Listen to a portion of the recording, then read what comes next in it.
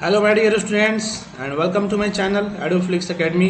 मैं नवीन कुमार आज आप सबके बीच rainfed agriculture and watershed management का जो आज नेक्स्ट लेक्चर है आज हम लोग उसे पढ़ेंगे। माय डियर स्टूडेंट्स, आप सबसे रिक्वेस्ट है मुझे कि जो भी हम लोग अभी तक लेक्चर्स पढ़ रखे हैं उससे आप please go through the lectures and if you face any kind of difficulties then please feel free to ask with me at any time. Okay, so without any delay we should move to our lecture. Okay, last class में हमने पढ़ा था contingent crop planning for average weather conditions. ठीक है, and I hope कि आपको वो lecture समझ में आया होगा, आप पढ़े होंगे अच्छे से। एक बार दो बार उस लेक्चर को आप पढ़ें।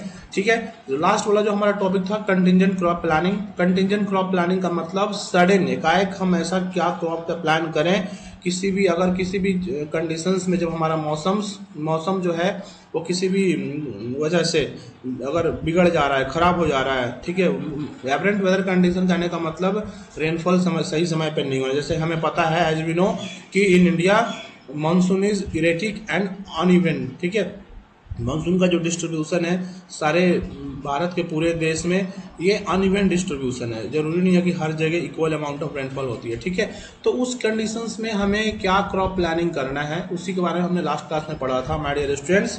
ठीक है, आज जो हम लोग टॉपिक पढ़ेंगे वो हमारा बहुत ही इंपॉर्टेंट टॉपिक है आपके एग्जामिनेशन पॉइंट ऑफ व्यू से एंड आई होप कि आप लोग इसे अच्छे से कवर करेंगे। ठीक है, watershed and it's history. Watershed अगर बोले तो इसको हम लोग जल संरक्षण गृह भी कह सकते हैं, जल विभाजन गृह भी कह सकते हैं। ठीक है, हिंदी में जल संरक्षण गृह भी कहते हैं इसे हम लोग। मतलब एक ऐसा जगह जहाँ से अलग अलग पानी के सोर्स है, माध्यम है आने के, और एक पर्टिकुलर जगह पे आके वहाँ पे क्या हो रहा है, पानी स्टोर हो रहा है। ठीक है, उसे हम क्या कहते हैं, वाटरशेड। जैसे कि यहाँ पे दिया हुआ है, watershed refers to an area of land where all the water drains to a central point such as lake, river और stream। मतलब क्या है, वाटरशेड क्या है, ये एक तरह का क्षेत्र है। ठीक है, जहाँ पे सारे प्रकार के जो वाटर होते हैं वो एक जगह से ड्रेन होकर, अलग अलग एरिया से ड्रेन होकर एक पार्टिकुलर सेंट्रल पॉइंट पे जाके मिल जाते हैं, जैसे कि हम लेक में, रिवर में और स्ट्रीम में। ठीक है, वाटरशेड क्या है, ये एक ऐसा क्षेत्र है जहाँ पे अलग अलग एरिया के पानी एक चैनल के माध्यम से बहाव होते हुए एक कॉमन पॉइंट पे जाके मिल जाते हैं, उसे हम क्या बोलते हैं, वाटरशेड। ठीक है, और वहाँ पे जाके स्टोर हो जाते हैं, जिसे हम बाद में अपने यूज के लिए कर सकते हैं, उन्हें प्रयोग कर सकते हैं। ठीक है, watershed also called drainage basin. इसे हम लोग क्या, वाटरशेड को हम लोग ड्रेनेज बेसिन भी कहते हैं। ड्रेनेज बेसिन क्यों कह रहे हैं, क्योंकि एक ये जो वाटर है एक ड्रेनेज बेसिन के माध्यम से क्या हो रहा है, एक सेंट्रल पॉइंट पे जाके मिल रहा है। ठीक है, या वाटरशेड को हम लोग कैचमेंट एरिया भी कहते हैं। कैचमेंट एरिया बोले तो जो एक पार्टिकुलर जगह पे स्टोर होना, जिसे हम फर्दर फ्यूचर में कहीं पे यूज कर सकें अपने एग्रीकल्चर प्रोडक्टिविटी के लिए। ठीक है, तो क्या लिखा हुआ है, watershed is also called drainage basin. Catchment area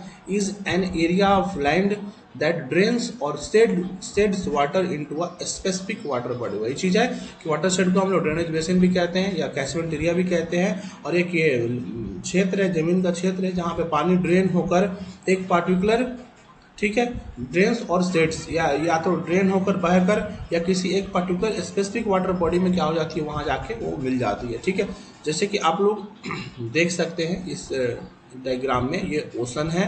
ठीक है, प्रेसिपिटेशन है, अलग अलग रास्तों से पानी क्या हो रहा है, आ रहा है, जैसे कि ये ग्राउंड वाटर हो गया, इन्फिल्ट्रेशन वगैरह जो भी हो रहा है। ठीक है, फिर आप यहाँ बीच हो गया, रन ऑफ हो गया, रिवर हो गया, इन सब पानी क्या हो रहे हैं, अलग अलग रास्तों से आके और एक कॉमन पॉइंट में, जैसे ओशन हो गया, ठीक है, बीच हो गया, इन जगह पे क्या हो रहा है, ये मिल जा रहा है। ठीक है, तो उसे हम क्या बोलते हैं, उस एरिया को कैचमेंट एरिया बोलो, या तो अलग अलग रास्ते से आ रहा है इसलिए इसे ड्रेनेज बेसिन भी बोला जाता है। एक जगह पे आके स्टोर हो रहा है उसे, इसलिए उसे कैचमेंट एरिया बोला गया है। ठीक है, तो let's move to the next point.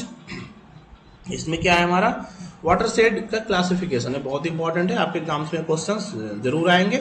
ठीक है, तो watershed is classified depending upon the size, drainage, shape and land use pattern. Watershed का क्लासिफिकेशन किस बेसिस पे हुआ है, साइज के बेसिस पे, ड्रेनेज के बेसिस पे, shape and land use pattern के बेसिस पे वाटरशेड का क्लासिफिकेशन हुआ। जैसे मैक्रो वाटरशेड जो ग्रेटर देन 50,000 हेक्टेयर, ऐसे वाटरशेड जो मोर देन 50,000 हेक्टेयर एरियाज को कवर करते हैं। ठीक है, उसे हम किस में क्लासिफाई करते हैं, मैक्रो वाटर शेड में। मतलब ये macro water shade more than 50,000 hectare of area को कवर कर सकते हैं एग्रीकल्चर प्रोडक्शन के लिए। ठीक है, दूसरा क्या है, सब वाटर शेड। सब बोले तो इससे जो नीचे जो कम, इससे कम क्षेत्र में जो कवर करते हैं। ठीक है, जो उनके जो पोटेंशियल होते हैं, जो उनके कैपेसिटी होते हैं। ठीक है, तो क्या है 10,000 टू 50,000 हेक्टेयर, जो 10,000 टू 50,000 हेक्टेयर के बीच में जो एरिया को कवर कर रहा है वो किस में आता है, सब वाटर शेड। ठीक है, आगे क्या लिखा हुआ है, मिली वाटर शेड। मिली बोले तो सबसे अब नीचे वाले जो 1,000 से 10,000 हेक्टेयर एरियाज को कवर करते हैं उसे हम क्या बोलते हैं, milli watershed. Micro water shade ये क्या है, आपके 100 टू 1,000 हेक्टेयर के एरियाज को जो कवर करते हैं माइक्रो वाटर शेड। और mini water shed 1 to 100 hectare. ठीक है, तो इसमें आपको देखिए किसी किसी किताबों में क्या रहता है कि मिली वाटर शेड नहीं रहता है, सिंपल मैक्रो वाटर शेड और सब भी नहीं रहते हैं। मैक्रो वाटर शेड और माइक्रो वाटर शेड बहुत जगह रहते हैं, mini water shed. But for our knowledge purpose सही है, हमें जानने चाहिए अलग अलग क्लासिफिकेशंस। ठीक है, तो ये कितने, ये आप देख सकते हैं एरियाज कि कितने पे ये क्या है, इसके हेक्टेयर मतलब साइज पे ये क्लासीफाइड हुए हैं कि कितने एरिया को कवर कर रहे हैं। ठीक है, उस बेसिस पे ये क्लासिफिकेशन इनका हुआ है। ठीक है, तो आगे हम लोग मूव करते हैं, नेक्स्ट टॉपिक देखते हैं हमारा क्या है। जैसे कि आप देख सकते हैं क्या है यहाँ पे, objectives of water shed management. Water shed management का ऑब्जेक्टिव क्या है, हम क्यों वाटर शेड ये प्रैक्टिस कर रहे हैं, वाटर शेड को क्यों, हम वाटर को क्यों कलेक्ट कर रहे हैं एक पार्टिकुलर कॉमन पॉइंट पे, सेंट्रल पॉइंट पे। ठीक है, जैसे कि आप देख सकते हैं पोल्यूशन कंट्रोल। अब पोल्यूशन का ये कैसे कंट्रोल करेगा, वाटर शेड अगर मैनेजमेंट करते हैं। अब कहने का मतलब क्या है कि अगर पानी का अगर प्रॉपर एक चैनल नहीं हो रहा है, पानी एक पर्टिकुलर जगह पे नहीं जाके मिल रही है, तो एक जो भी वाटर एरियाज है एक पर्टिकुलर जगह पे जाके अलग अलग एरियाज में स्टोर हो रहा है, तो उससे क्या हो सकता है, अलग अलग प्रकार के बीमारियां हो सकते हैं, अलग अलग प्रकार के वहाँ पे चैलेंजेस आ सकते हैं। ठीक है, तो इसलिए हमें क्या वाटर शेड को प्रॉपर एक चैनल बनाना है जिससे क्या हो, पानी एक पार्टिकुलर जगह पे जाके मिल सके। ठीक है, minimising over exploitation of resources. ठीक है, ओवर जो भी एक्सप्लॉइटेशन हो रहा है हमारे रिसोर्सेज को, उसको हमें क्या करना है, कम करना है। ठीक है, आगे क्या है, water storage, flood control, checking sedimentation. ठीक है, वाटर स्टोरेज को सही तरीके से करना है, फ्लड कंट्रोल करने के लिए हमारे सही हो सकते हैं वाटर शेड मैनेजमेंट। ठीक है, सेडिमेंटेशन, जो भी चेकिंग सेडिमेंटेशन, जो भी आसपास जो भी बांध होते हैं वहाँ पे क्या होता है, टाइम पे वहाँ पे ज़्यादा पानी होने की वजह से क्या होता है, उसका ब्रेक टूटने लगते हैं। ठीक है, तो उस चीज़ों को हमें क्या करना है, टाइम पे चेक करते रहना है। Wild life preservation, wild life को हमें क्या करना है प्रिजर्व करने। Erosion control and prevention of soil. ठीक है, इरोजन कंट्रोल करने के लिए जो भी हमारे सॉइल इरोजन हो रहे हैं, ठीक है, तो उस मिट्टी को बचाने के लिए हमें वाटर शेड मैनेजमेंट करने हैं। ठीक है, recharging ground water to provide regular water supply. ठीक है, ग्राउंड वाटर को टाइम पे रिचार्ज करते रहे, मतलब रिचार्जिंग बोले तो पानी का वहाँ पे सही फ्लो होना टाइम पे, सो दैट हमें वाटर सप्लाई मिलते रहे टाइम पे। ठीक है, हमें कोई वाटर की शॉर्टेज ना हो। तो ये क्या है, कुछ ऑब्जेक्टिव है वाटर शेड मैनेजमेंट के। आगे देखते हैं हम लोग, नेक्स्ट पॉइंट क्या है हमारा, components of water shed management programmes. ठीक है, हमारा मतलब कंपोनेंट क्या क्या चीज़ों से मिलके हम वाटर शेड मैनेजमेंट प्रोग्राम्स को स्टार्ट कर सकते हैं। कहने का मतलब उसके क्या क्या पार्ट है, जैसे सॉइल एंड वाटर कंजर्वेशन, पहला इसका कंपोनेंट क्या है, सॉइल और वाटर को कंजर्व करना। ठीक है, दूसरा क्या है, प्लांटेशन, अलग अलग प्रकार के प्लांट को लगाना उसके आसपास में, ताकि सॉइल इरोजन, वाटर इरोजन को हम प्रिवेंट कर सके। एग्रोनॉमिकल प्रैक्टिसेज, जो हमें लास्ट पिछले टॉपिक में पढ़ रखे हैं हम लोग कि एग्रोनॉमिकल प्रैक्टिसेज करने हैं, सो दैट क्या होगा कि हम अपने इन चीज़ों को मैनेज करते सकते हैं सही तरीके से। लाइव स्टॉक मैनेजमेंट को करने के, लाइव स्टॉक मैनेजमेंट, ठीक है, रिन्यूएबल एनर्जी, इंस्टीट्यूशनल डेवलपमेंट, ये सब क्या है, कुछ इसके कंपोनेंट्स है जो आप इसे पढ़ेंगे। ठीक है, आगे क्या है हमारा माय डियर स्टूडेंट्स, यहाँ पे factor affecting water shed management. ठीक है, ऐसे कौन कौन से फैक्टर है जो हम जब वाटर शेड मैनेजमेंट करते हैं तो उस समय हमें ये they cause certain kind of difficulties, मतलब they create certain kind of obstacles. Okay, जैसे कि आप देख सकते हैं क्या है, पहला वाटर शेड कैरेक्टर्स। ऐसे कौन सा फैक्टर है, पहला फैक्टर क्या है, water shade character. Water shade character तो बोले तो हम कितने बड़े स्केल पे वो वाटर शेड बना रहे हैं, वो इधर वो मैक्रो है या मिली वाटर शेड है या मिनी वाटर शेड है या माइक्रो वाटर शेड है, तो उस पर डिपेंड करता है वाटर शेड का। तो पहला क्या है, साइज एंड शेप पे वेरी करता है ये, ठीक है, टोपोग्राफी कैसे हैं उधर के, मतलब फ्लैट हैं या स्लोपी एरियाज हैं, सॉइल कैसा है वहाँ का, ठीक है, रिलीफ कंडीशन कैसे हैं, ठीक है, क्लाइमेटिक कैरेक्टरिस्टिक्स कैसा है उस क्षेत्र का, जैसे precipitation, amount and intensity of rainfall, water shade operation, land use pattern, जैसे वहाँ पे वेजिटेटिव कवर मतलब वनस्पतिक ज़्यादा है, कल्टिवेशन होता है या नहीं होता है, डेंसिटी क्या है उधर क्रॉप का, social status of inability, water resource and there capabilities. ठीक है, तो ये सब क्या है, कुछ फैक्टर्स हैं वाटर शेड मैनेजमेंट के जो कि आप इन्हें पढ़ेंगे।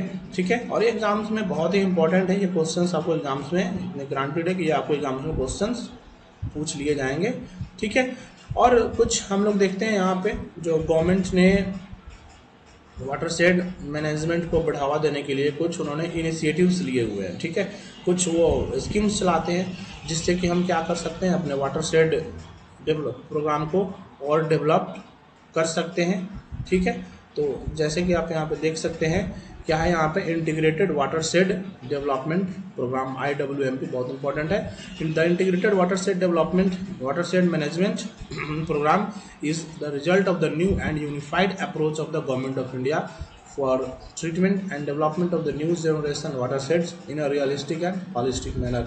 ये जो IWMP जो प्रोग्राम है भारत सरकार का एक नया अप्रोच है, नया मतलब अप्रोच है। ठीक है, क्योंकि सो दैट ये अप्रोच किस लिए बनाया जा रहा है, ताकि हम अच्छे तरीके से वाटर शेड का डेवलपमेंट कर सके, तो रियलिस्टिक एंड हॉलिस्टिक मैनर में। ठीक है, जो कि हर तरीके से इकोसिस्टम के लिए भी बेनिफिट हो, हमारे ह्यूमन के लिए भी बेनिफिट हो, पॉल्यूशन फ्री हो, हर तरीके से क्या हो, हॉलिस्टिक और रियलिस्टिक होना चाहिए। ठीक है, तो ये जो नया जो प्रोग्राम चल रहा है भारत सरकार का, ये उसका पहला मकसद क्या है, एम क्या है, रियलिस्टिक एंड हॉलिस्टिक मैनर में वाटर शेड को डेवलपमेंट करना। ठीक है, the department of land resources, ministry of rural development is implementing the integrated water shed development program from 2009 to 10 with an objective to cover 55 million hectares of rainfed land by 2027।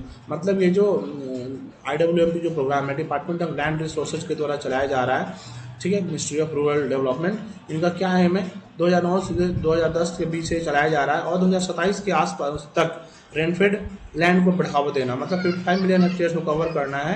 ठीक है, rainfed areas में, मतलब हमें पानी की जो shortage होती है उन चीज़ों से हमें प्रिवेंट करना है, बचाना है। The IWMP is the second largest watershed program in the world after China. IWMP जो प्रोग्राम है सेकेंड लार्जेस्ट ये प्रोग्राम है चाइना के प्रोग्राम के बाद। ठीक है, it envisages restoring the ecological balance by harnessing, conserving and developing degraded natural resources such as soil, vegetative cover and water through watershed management initiative। ये IWMP programme का क्या मेन, ये किस चीज़ पे फोकस करता है, वो इकोलॉजिकल बैलेंस को रिस्टोर करना, उसको मेंटेन करना by harnessing conserving natural resources को हार्नेस करके, कंजर्व करके, और अलग अलग जो भी हमारे डिग्रेडेशन हो रहा है उसे हमें प्रिवेंट करके। ठीक है, सॉइल को कैसे प्रिवेंट करें, जो भी डिग्रेडेशन हो रहा है, वेजिटेटिव कवर को कैसे हम मेंटेन करें, इन चीज़ों को मेंटेन करके इन सेवरल इनिशिएटिव्स के द्वारा हमारे इकोसिस्टम को क्या करना है, रिस्टोर करना है, फिर से बैलेंस करना है।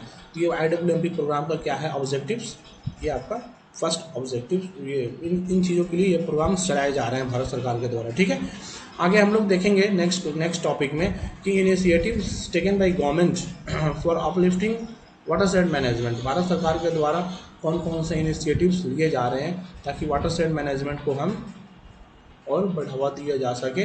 जैसे कि आप देख सकते हैं हरियाली है, नीरू है, और वारी पानी संसद, तमिलनाडु, अलग अलग जगह पे अलग अलग इनिशिएटिव चलाए जा रहे हैं भारत सरकार के द्वारा।